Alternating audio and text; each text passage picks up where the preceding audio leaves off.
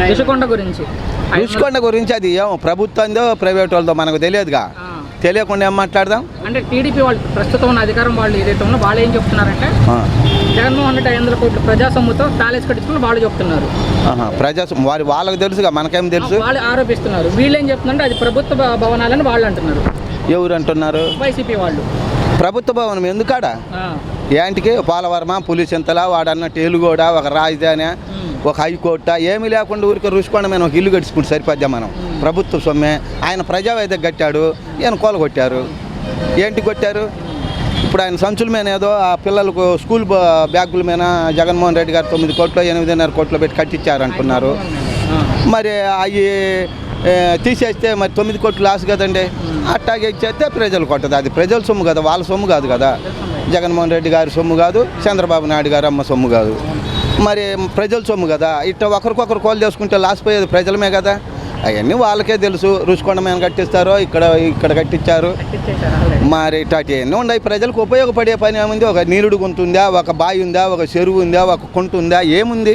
ఒక రోడ్డు ఉందా, ఏముంది? ఏం చేసిన పథకం బాగానే ఉంది. లోకంలో ఇప్పుడు లేని పథకాలు ఇప్పుడే వచ్చినాయా? 200 ఇచ్చినాను, ఆయన 2000 చేసినాను అంటున్నాడు చంద్రబాబు. మీరు 3000 ఇచ్చారు. 100 రూపాయలు 250 రూపాయలు 350 అమ్ముతున్నారు. మరి అన్నీ ఆదాయం పెరిగినాయి. ఒక రోడ్డు, మరి ఒక కుంట, ఒక చెరువు, ఒక నది, ఒక రాజధాని, ఒక ఇల్లు అనేది ఉండాలి కదా.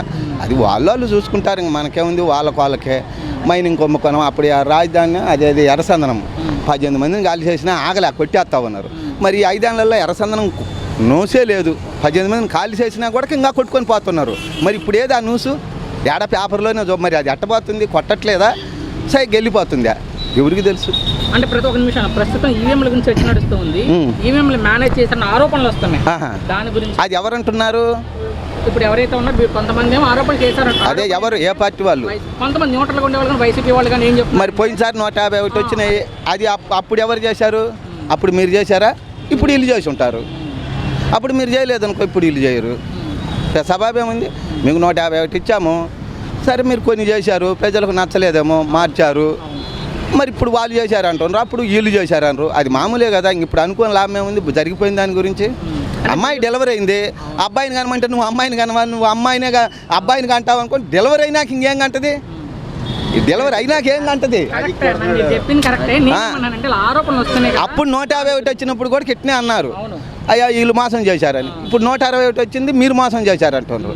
అన్నాకేమన్నది? డెలివరీ అయిపోయింది అమ్మాయి.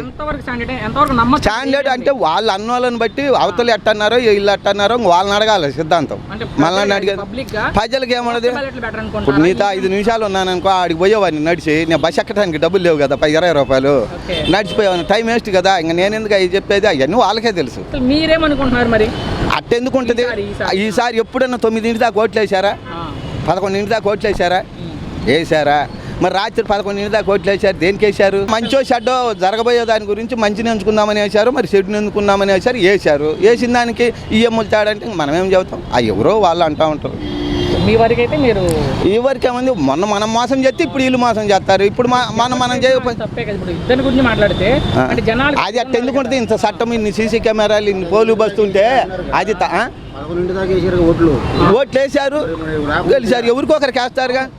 వేసారు, గెలిచారు. ఇంకేముంది దాని గురించి? వాళ్ళ ఇంత తక్కువ వచ్చాయి కాబట్టి ఏదో చేశారని వీళ్ళు అనుమాన పడుతున్నారు. ఓట్లు వేసారు, మరి వేయకుండా ఉంటే బాగుండు. అందులో 3 పార్టీలు ఓటైనాయి, ఆ మాత్రం అన్న ఓట్లు పడవా? మరి చూసినట్లయితే ఒక వీడియోలో మాజీ మంత్రి అయ్యన్న పాత్రుడు గారు జగన్ ఓడిపోయాడు కానీ చనిపోలేదు అంటున్నారు. దాని గురించి మనకు తెలియదండి. వాళ్ళు ఏంటికి చనిపోయారో ఏంటికో వాళ్ళకి ఇష్టం వస్తే ఈ జెండా మారుతారు. అట్టమైతే ఇప్పుడు నువ్వు ఏడుండవు, నేను జగనన్న పార్టీ అని అనుకో, తెలుగుదేశం వాళ్ళు కొడతారు. ఆ తెలుగుదేశం వాళ్ళు అనుకో, జగనన్న కొడతారు. వాళ్ళు ఈ టికెట్ అయిపోతే అమ్మటే పోయి ఆ కండ వేసుకుంటారు. వాళ్ళని ఎవరు కొట్టరు. వీళ్ళు చిన్న వాళ్ళనే కదా. మనకు తెలియదు దాని గురించి. పెద్ద అయిన వాళ్ళకి తెలుసు. మనం అంత దూరం రాజకీయం చేయంగా. మరి ఎలా ఉండొచ్చు రానున్న రోజుల్లో అంటే మంచి అనుకుంటే మంచి, చెడు అనుకుంటే చెడు. అయినా ఈయన మంచి చేస్తాడు, పెద్ద అయినా అనుభవం ఏదో హైదరాబాద్ చేసినాడు అని అందరూ ఈయనకెళ్ళే ఉన్నారు.